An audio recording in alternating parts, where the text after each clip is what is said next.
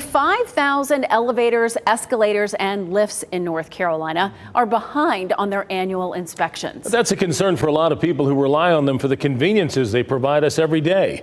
WRAL Investigates Sarah Kruger is here in the studio, exploring why there is this backlog and how serious an unsafe elevator can be. Sarah? Gerald, injuries on elevators are rare, but they definitely happen. Reports we got show broken bones, panic attacks, and a pregnant woman who fell on her stomach. One incident resulted in death. Tonight, we're hearing from that woman's husband, who is desperate for the state to take this seriously.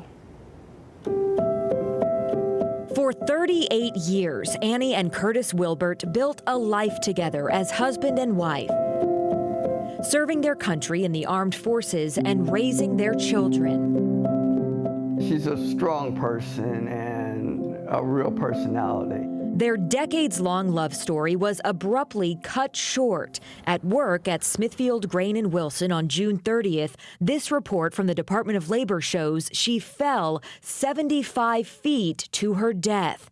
It says the operating brake on the lift did not work correctly. I feel that we are owed the explanation of what happened to my wife. Records show the lift was up to date on inspection with a check 7 months prior. That's no consolation to the grieving widow who worries then what might be wrong with those that are past due. And there are many. Information received by WRAL Investigates through a public records request shows statewide nearly 5,000 elevators, escalators, and lifts are overdue for annual inspections. Nearly 2,000 of those are in Wake County alone. How much of a priority do you think this should be for the state to get caught up on these? At this point, I think it's a big priority for me.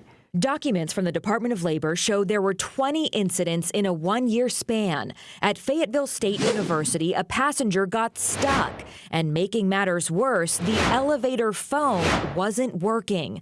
In another case in Harrisburg, an elevator wasn't level, causing a woman 30 weeks pregnant to fall onto her stomach.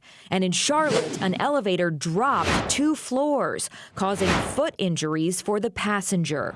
In most of the 20 incidents, the inspections were up to date. That's not the case, though, here at the Raleigh Convention Center, where there were 2 accidents on elevators. Both times, they were overdue for their checks. I take all of it personal, and we're going to continue to do everything we can to keep North Carolinians safe when they step on an elevator.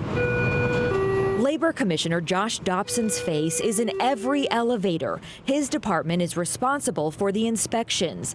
They're so behind that we noticed even the elevator in the Department of Labor leading up to his office hasn't been inspected since February of last year.